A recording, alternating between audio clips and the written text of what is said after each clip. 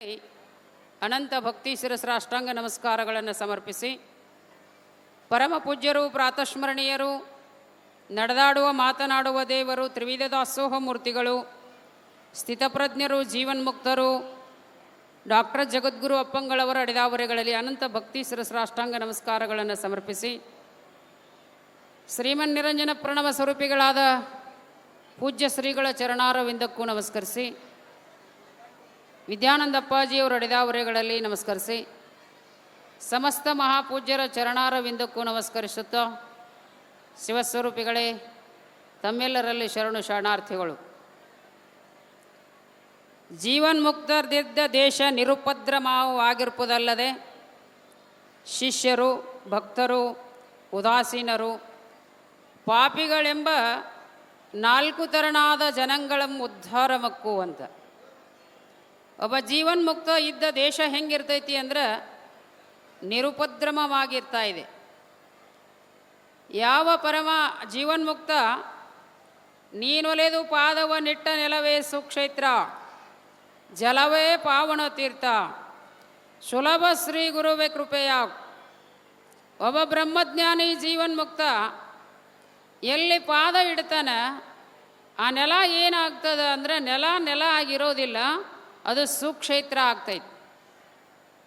ಈಗ ಒಂದು 100 ವರ್ಷದ ಹಿಂದೆ ಹೋಗಿ ವಿಚಾರ ಮಾಡಿ ನೋಡಿದ್ರೆ ಕ್ಷೇತ್ರ ಹಿಂಗಿತ್ತೇನಿದು ಅಂದರೆ ಇದ್ದಿದ್ದಿಲ್ಲ. ಯಾವಾಗ ದೇವರಕೊಂಡ ಅಜ್ಜವರು ಎಲ್ಲಿಂದ ಎಲ್ಲಿಗೆ ಬಂದು ಎತ್ತನ ಮಾಮರ ಎತ್ತನ ಕೋಗಿಲೆ ಎತ್ತನಿಂದೆತ್ತ ಸಂಬಂಧವಯ್ಯ ಅಂದಾಗೆ ಮಹಾತ್ಮ ಸಂಚಾರ ಮಾಡ್ಕೊಂತ ಬಂದು ಇಲ್ಲಿ ಪಾದ ಸ್ಪರ್ಶ ಆಗೋಣದ್ರಿಂದ ಏನಾಯ್ತು ಅಂದರೆ ಸುಕ್ಷೇತ್ರ ಆತ್ ನೋಡಿದು. ಇಲ್ಲೆಲ್ಲ ನೀನೊಲೆದು ಪಾದವ ನಿಟ್ಟ ನೆಲವೇ ಸುಕ್ಷೇತ್ರ, ಜಲವೇ ಪಾವನ ತೀರ್ಥ. ಇಲ್ಲಿ ಒಂದು ಬಾವಿ ಇತ್ತಂತ, ವರ್ಷ ಹೇಳ್ತಿರ್ತಾರೆ, ಅಜ್ಜನ ಚರಿತ್ರೆದೊಳಗೆ ಬರ್ತದೆ. ಆ ಬಾವಿಯೊಳಗೆ ನೀರು ಇರ್ತಿರ್ಲಿಲ್ಲ, ಇದ್ದಷ್ಟು ನೀರಾಗಿ ಏನಿರ್ತಿತ್ತಂದ್ರೆ ಹುಳ ಇರ್ತಿತ್ತಂತ. ಆಗ ದೇವರಕೊಂಡ ಅಜ್ಜವ್ರು ನೋಡಿದರೆ ಎಲ್ಲರೂ ಕೆಲವೊಬ್ಬರು ಜ್ಞಾನಿ ಅಂತ ತಿಳ್ಕೊತಿದ್ರು, ಕೆಲವೊಬ್ಬರು ಹುಚ್ಚ ಅಂತ ತಿಳಿತಿದ್ರು. ನಾಗಲಿಂಗ ಸ್ವಾಮಿಗಳಿಗೂ ಕೆಲವೊಬ್ಬರು ಹುಚ್ಚ ಅಂತ ತಿಳಿತಿದ್ರು, ಕೆಲವೊಬ್ಬರು ಜ್ಞಾನಿಗಳು ಅಂತ ತಿಳಿತಿದ್ರು. ಆ ಬಾವಿ ನೀರು ನೋಡಕ್ಕೆ ಬರೇ ಹುಳ ಇರೋ ಸಂದರ್ಭದೊಳಗೆ ಅಜ್ಜವ್ರು ಏನು ಮಾಡಿದರು ಅಂದ್ರೆ ಆ ನೀರು ಸ್ಪರ್ಶ ಮಾಡೋಣದರಿಂದ ಏನಾಯ್ತು ಅಂದ್ರೆ ಆ ಹುಳ ಹೋಗಿ ತೀರ್ಥಾತ್ ನೋಡು. ಅದು ಯಾರ ಸ್ಪರ್ಶದಿಂದ ಅಂತ ಕೇಳಿದ್ರೆ ದೇವರಕೊಂಡ ಅಜ್ಜವರ ಸ್ಪರ್ಶದಿಂದ.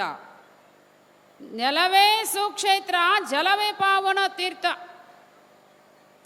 ಈ ನೀರೆಲ್ಲ ತೀರ್ಥ ಆಗ್ತದ, ಭೂಮಿ ಕ್ಷೇತ್ರ ಆಗ್ತದ ಅಂತಂದ್ರೆ ಒಬ್ಬ ಸಮರ್ಥ ಸದ್ಗುರುವಿನ ಶಿಷ್ಯನಾದಂಥವನು ಗುರುವಿನ ಮೇಲೆ ಅಪಾರವಾದ ಭಕ್ತಿ ವಿಶ್ವಾಸ ಇಟ್ಟ ಅಂತಂದ್ರೆ ಅವಾಗ ಏನಾಗ್ತದಂದ್ರೆ ಜ್ಞಾನ ನಿಶ್ಚಿತವಾಗಿ ಹಾಗೇ ಆಗ್ತದೆ.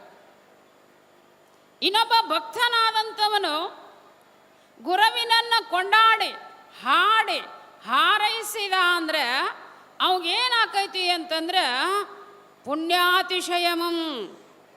ಗುರುವಿನ ಸ್ಮರಣ ಮಾಡಿದ್ರೆ, ಗುರುವಿನ ನೆನಪು ಮಾಡಿದ್ರೆ, ಗುರುಮಂತ್ರ ಹೇಳಿದ ಮಂತ್ರನಾಮ ಸ್ಮರಣೆ ಮಾಡಾಕತ್ತಿದ್ರೆ ಏನಾಗ್ತದೆ ಅಂದ್ರೆ ಪುಣ್ಯ ಹೆಚ್ಚಾಕೈತಿ ಅಂತ ನೋಡು. ಪುಣ್ಯ ಹೆಚ್ಚಾತಂದ್ರೆ ಏನೇನು ಬೇಕು ಎಲ್ಲವೂ ಪ್ರಾಪ್ತ ಆಗ್ತದೆ. ಇನ್ನೊಬ್ಬ ಮನುಷ್ಯ ಅದಾನ ಉದಾಸೀನ ಮನುಷ್ಯ. ಉದಾಸೀನ ಅಂದ್ರೆ ಹೋಗ್ಬೇಕಂದ್ರೆ ಮಠಕ್ಕೆ ಹೋಗವ, ಬೇಡ್ಬೇಕಂದ್ರೆ ಬಿಡವ, ಸುಮ್ಮ ಉಣ್ಣೋದು ಮನ್ಕೊಳ್ಳೋದು. ಉದಾಸೀನ ಮನುಷ್ಯ ಇರ್ತಾನಲ್ಲ ಅವಾದರೂ ಉದ್ಧಾರ ಆಗ್ತಾನಂತ ನೋಡು. ಅವ ಹೆಂಗೆ ಉದ್ಧಾರ ಆಗ್ತಾನ ಅಂತ ಕೇಳಿದ್ರೆ ಗುರುವಿನ ಗುಣಗಾನವನ್ನು ಕೇಳಿ ಗುರುವಿನ ವರ್ಣನೆಯನ್ನು ಕೇಳಿದ ಅಂತಂದ್ರೆ ಅವನ ಮನುಷ್ಯನಾಗ ಹಿಂಗಾಕೈತೆ ಅಂತ ಪುಣ್ಯ ಕೃತ್ಯಾವಿರತಿ. ಅವಗೂ ಅನ್ನಿಸ್ತೈತೆ ಅಂತ ಏನಪ್ಪ ಶಾಸ್ತ್ರ ನಡೆದೈತಿ, ಎಲ್ಲ ಕಡೆ ಗುರುಗಳು ಕೀರ್ತಿ ಖ್ಯಾತಿ ಅದ, ನಾನು ಒಂದು ಸ್ವಲ್ಪ ಪುಣ್ಯ ಮಾಡಬೇಕು ಅಂತ ಪುಣ್ಯ ಮಾಡೋ ಆಶೆ ಉತ್ಪತ್ತಿ ಆಕೈತಂತ. ಯಾರಿಗೆ? ಉದಾಸೀನ ಮನುಷ್ಯನಿಗೆ. ಇನ್ನೊಬ್ಬ ಪಾಪಿ ಅಂತದಾನಲ್ಲ, ಅವ ಏನು ಮಾಡಂಗಿಲ್ಲ ಅಂತಂದ್ರೆ ತಾನೂ ಬರಂಗಿಲ್ಲ, ಅಕಸ್ಮಾತ್ ಯಾರ ಬರ್ತಿದ್ರು ಇಲ್ಲೇ ಕುಂದ್ರೆ ಹಿಂದಗಡೆ ಹೋಗೋನು ಊಟದ ಟೈಮ್ಕ ಅನ್ನೋವಂಥ ಇವು ಪಾಪಿ ಮನುಷ್ಯನೂ ಇರ್ತಾನೆ. ಅವಾದರೂ ಕೂಡ ಏನಾಗ್ತಾನಂದ್ರೆ ಉದ್ಧಾರ ಆಕ್ಕಾನಂತ ನೋಡು. ಅಕಸ್ಮಾತ್ ಗುರುಗಳ ಹಾದು ಹೋಗುವಾಗ ಎದುರಿಗೆ ಬಂದರು ಅಂದ್ರೆ ದರ್ಶನ ಸ್ಪರ್ಶನ ಸಂಭಾಷಣೆಯಿಂದ ಪಾಪಿಯ ಪಾಪವು ಕ್ಷಯಮಕ್ಕು. ಗುರುಗಳು ನೋಡೋಣದರಿಂದ, ಗುರುಗಳ ಮುಟ್ಟಿ ನಮಸ್ಕಾರ ಮಾಡೋದ್ರಿಂದ ಅವೇನು ಉದ್ದೇಶಪೂರ್ವಕವಾಗಿ ಹೋಗಿ ಮಾಡಿಲ್ಲ. ಅಕಸ್ಮಾತ್ ಬಂದು ನಮಸ್ಕಾರ ಮಾಡಿದ, ಏನೋ ಒಂದು ಸ್ವಲ್ಪ ಮಾತಾಡಿದ ಅಂದ್ರೆ ಅವನ ಪಾಪ ನಾಶ ಆಗ್ತೈತಂತ ನೋಡು. ಗುರುದೇವ ಅಂದ್ರೆ ಆ ಅಗ್ನಿಯನ್ನ ಮರುತ ಮುಟ್ಟಿದ್ರು ಹೆಂಗ ಸುಡುತ್ತದೆಯೋ ಹಾಗೆ ಸದ್ಗುರುದೇವನನ್ನ ನೀನು ಅರತರ ಭಜಿಸು, ಅರತು ಹೋಗಿ ನಮಸ್ಕಾರ ಮಾಡು, ಮರತರ ಮಾಡು. ಏನೋ ಸುಮ್ಮ ಹೋಗಿ ಬದಾರಪ್ಪ ಎಲ್ಲರೂ ನಮಸ್ಕಾರ ಮಾಡ್ತಾರಂತ ನಮಸ್ಕಾರ ಮಾಡಿದರೂ ಕೂಡ ಪಾಪ ಅನ್ನತಕ್ಕಂಥದ್ದು ಕ್ಷಯ ಆಗ್ತದೆ. ಒಮ್ಮೆ ಶರೀಫರ ಗುರುಗಳು ಗೋವಿಂದ ಭಟ್ರು ಗುರು ಶಿಷ್ಯರು ಒಳಗೆ ಕುಂತಿದ್ರು. ಒಂದಿಷ್ಟು ಮಂದಿ ಇರ್ತಾರ ಪಾಪಿ ಮನುಷ್ಯರು, ಪಾಪದ ವಿಚಾರಣೆ ಮಾಡ್ತಿರ್ತಾರೆ.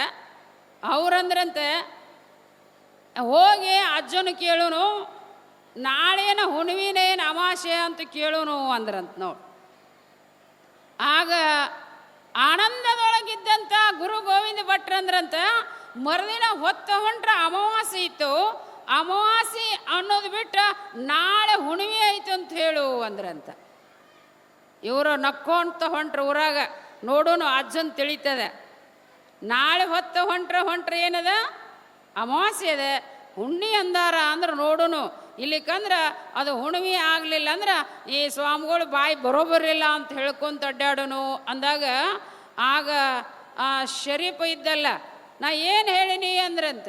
ನೀ ಹುಣ್ಣಿಮೆ ಅಂತ ಹೇಳಿದೆಪ್ಪ, ಹುಣ್ಣಿಮೆನ ಆಗ್ತದ ಅಂದಾಗ ಆಗ ಏನಾತಂದ್ರೆ ಮರುದಿವ್ಸ ಮುಂಜಾನೆ ಅಮಾವಾಸ್ಯೆ ದಿನ ಹೊತ್ತು ಮುನುಗ್ ಕೊಡ್ದನ ಚಂದ್ರ ಬಂದಂತ ಬೆಳದಿಂಗಳು ಬಿತ್ತಂತ ನೋಡು. ಯಾಕೆ ಅಂತ ಕೇಳಿದ್ರೆ ಗುರು ವಾಕ್ಯದೊಳಗೆ ಏನಿರ್ತೈತಿ ಅಂದ್ರೆ ಅಂಥ ತಾಕತ್ತ. ಬ್ರಹ್ಮಜ್ಞಾನಿ ಹೆಂಗಿರ್ತಾನ ಅಂತ ಕೇಳಿದ್ರೆ ಪ್ರಾರಬ್ಧ ವಶದಿಂತನು ಸಂಚರಿಪುದು, ಚಿತ್ತ ಆತ್ಮ ವಿಚಾರದಲ್ಲಿ ನಿಶ್ಚಿಂತವಾಗಿರುವುದು. ಅವ ಹೆಂಗಿರ್ತಾನ ಅಂತ ಕೇಳಿದ್ರೆ ಅವನ ಚಿತ್ತ ಸದಾಮ ಕಾಲದಲ್ಲಿ ಪರಬ್ರಹ್ಮ ವಸ್ತುವಿನೊಳಗೆ ಅಭೇದ ಆಗಿರ್ತದೆ. ಪ್ರಾರಬ್ಧ ವಶದಿಂದ ತನು ಸಂಚಾರ ಮಾಡ್ತಾ ಇದೆ. ಜ್ಞಾನಿ ಹೆಂಗಿದಾನಪ್ಪ ಅಂತ ಕೇಳಿದ್ರೆ ಈ ಥರನಾಗಿ ಸಕ್ರೆ ಗೊಂಬಿ ಯಾರು ತಿಂದರೂ ಶೀನ ಹತ್ತೈತಲ್ಲ. ಮುದುಕರು ತಿಂದರೂ ಸಿಹಿ ಹತ್ತದ, ಹುಡುಗರು ತಿಂದರೂ ಸಿಹಿ ಹತ್ತದ, ದೊಡ್ಡವ್ರು ತಿಂದ್ರೆ ಯಾರು ತಿಂದ್ರೂ ಸಕ್ರೆ ಗೊಂಬಿ ಯಕಾಡಿ ತಿಂದ್ರೂ ಸಕ್ರೆ ಸಿಹಿನ ಐತೋ. ಅದು ಕೈ ತಿಂದ್ರೆ, ಕಾಲು ತಿಂದ್ರೆ, ತಲೆ ತಿಂದ್ರೆ ಸಕ್ರೆ ಗೊಂಬಿ. ಕೈಯ ಕಾಲ ತಲೆ ಇರ್ತಾವಲ್ಲ. ಒಬ್ಬಕ್ಕೆ ಹೆಣ್ಮಗಳು ಸ್ವಾಮಿಗಳಿಗೆ ಉಣಿಸ್ತಿದ್ಲಂತ. ಆಗಕ್ಕೆ ಏನು ಮಾಡಿಲ್ಲ, ದಿನ ಸ್ವಾಮಿಗಳು ನಮ್ಮ ಮನೆಗೆ ಬರಬಾರ್ದು ಅಂತ ತಿಳ್ಕೊಂಡು ಒಂದು ಸಕ್ರೆ ಗೊಂಬಿ ತಂದು ಮನೆಯಾಗ ಇಟ್ಟಿದ್ಲಂತ. ಇಟ್ಟಾಗ ಏನಾತಂದ್ರೆ ಹುಡುಗರು ಶಿಗಿ ಹುಣ್ಣೆದಾಗ ಗೌರಿ ಹುಣ್ಣೆದಾಗ ಸಕ್ರೆ ಗೊಂಬಿ ತಿಂದು ಗೊತ್ತಿತ್ತು. ಆಗಕ್ಕೆ ಏನು ಹೇಳಿಲ್ಲ ಅಂದ್ರೆ ಸ್ವಾಮಿಗಳು ಬರೋ ಹೊತ್ತಿಗೆ ಹುಡುಗರು ಏನನ್ನಕತ್ತಿದ್ದು, ಯವ್ವ ಸ್ವಾಮಿ ಕಾಲು ಕೊಡು, ಯವ್ವ ಸ್ವಾಮಿ ಕೈ ಕೊಡು, ಯವ್ವ ಸ್ವಾಮಿ ತಲೆ ಕೊಡು ಅಂದು ಅಂತ. ಸ್ವಾಮಿಗಳು ಏನು ಕೇಳ್ತಾರಂದ್ರೆ ನಾವು ಸ್ವಾಮಿಗಳ್ನ ಉಣಿಸ್ತೀವ್ರಿ ಹಿಂಗೆ ಕಡದ ಅನ್ಲಂತಕಿ. ಹೌದಿಲ್ಲ? ಆ ಗೊಂಬೆಯನ್ನು ಸ್ವಾಮಿಗಳು ಹೋದ್ರು ಅಂತ ಹಾಸ್ಯಕ್ಕೆ ಕತೆ ಇದು. ಆ ಸಕ್ರೆ ಗೊಂಬಿ ಹುಡುಗರಿಗೆ ಕಾಲು ಮುರಿದು ಕೊಟ್ರ, ಕೈ ಮುರಿದು ಕೊಟ್ರ, ಬೆನ್ನು ಮುರಿದು ಕೊಟ್ರ, ತಲೆ ಮುರಿದು ಕೊಟ್ರ, ಕಿವಿ ಮೂಗ ಮುರಿದು ಕೊಟ್ರೆ ಏನಾರ ಬದ್ಲಿ ಐತಿ ಏನಂದ್ರೆ ಹೇಗಿಲ್ಲೋ. ಹಂಗೆ ಜ್ಞಾನಿ ಹೆಂಗದನಂದ್ರೆ ಹೆಂಗೆ ಸಕ್ರೆ ಗೊಂಬಿ ಎಲ್ಲಿ ತಿಂದ್ರೂ ಸಿಹಿನ ಐತೋ ಹಂಗೆ ಜ್ಞಾನಿಯಿಂದ ಸರ್ವೋನ್ಮುಖವಾಗಿ ಜಗತ್ತಿಗೆ ಶ್ರೇಯಸ್ಸನ ಐತೆ ವಿನಃ ಅಪಕಾರ ಅನ್ನೋದು ಇರಲಿಕ್ಕೆ ಸಾಧ್ಯನೇ ಇಲ್ಲ. ಆದ್ದರಿಂದ ಜ್ಞಾನಿಯಿಂದ ಜಗತ್ತಿಗೆ ದೊಡ್ಡ ಪ್ರಯೋಜನ. ಆ ಜ್ಞಾನಿಯಿಂದ ಆಗತಕ್ಕಂಥ ಪ್ರಯೋಜನ ಯಾರಿಂದನೂ ಆಗಲಿಕ್ಕೆ ಸಾಧ್ಯನೇ ಇಲ್ಲ. ಅಂಥ ಜೀವನ್ಮುಕ್ತ ಈ ಜಗತ್ತನ್ನು ಉದ್ಧಾರ ಮಾಡೋಕ್ಕೆ ಪಾಪಿಗಳನ್ನು, ಪಾಮರನನ್ನು ಏನು ಮಾಡ್ತಾನಂದು ಉದಾಸೀನರನ್ನು ಮತ್ತು ಶಿಷ್ಯರನ್ನಂತೂ ಉದ್ಧಾರ ಆಗೇ ಆಗ್ತಾ ಇದ್ದಾರೆ. ಹಂಗೆ ಜಗದ್ಗುರು ಅಪ್ಪಾಜಿಯವರು ನಮ್ಮನ್ನೆಲ್ಲರನ್ನೂ ಉದ್ಧಾರ ಮಾಡೋಕ್ಕಾಗೇನ 4-5 ತಾಸು ಗಟ್ಟಂಗೆ ಕುಂತು ನಮ್ಮನ್ನು ಅವ್ರು ನೋಡ್ತಾರೆ. ನಾವು ಕಣ್ಣು ತುಂಬ ಅವ್ರನ್ನ ನೋಡಿದರೆ ಸಾಕು, ನಮ್ಮ ಕಣ್ಣಾಗಿನ ಪಾಪ ಹೋಗ್ತದೆ. ಅವರ ಹೇಳುವ ವಾಕ್ಯಗಳ ನಮ್ಮ ಕಿವಿಗೆ ಬಿದ್ದರೆ ಸಾಕು, ನಮ್ಮ ಕಿವಿ ದೋಷ ಹೋಗ್ತದೆ. ಅವರು ಹೇಳಿದ ಮಾತು ನಾಲ್ಕು ಹೃದಯದಾಗ ಇಟ್ಕೊಂಡಿವಿ ಅಂದ್ರೆ ಈ ಜೀವನದೊಳಗೆ ನಾವು ಧನ್ಯನೇ ಆಗ್ತಾ ಇದ್ದೆವು. ಅಂಥ ಸಾಮರ್ಥ್ಯವುಳ್ಳಂಥ ಜಗದ್ಗುರು ಅಪ್ಪಾಜಿಯವರು ನಿಮ್ಮ ಎದುರಿನಲ್ಲಿದಾರ. ನಾವು ಭಾಳ ಪುಣ್ಯಾತ್ಮರು. ಅಂಥ ಜಗದ್ಗುರುಗಳು ಸದಾಕಾಲ ನಮಗೆ ಆಶೀರ್ವಾದ ಮಾಡಲಿ ಅಂತ, ಅಂಥ ಸದ್ಬುದ್ಧಿಯನ್ನು ಸದ್ಗುರುದೇವ ನಿಮ್ಮೆಲ್ಲರಿಗೆ ಕೊಡಲಿ ಅಂತ ಹಾರೈಸಿ 2 ವಾಕ್ಯಗಳನ್ನು ಅಪ್ಪಾಜಿಯವರು ಚರಣಕ್ಕೆ ಅರ್ಪಿಸಿ ಶೇಖುರಾಮ್.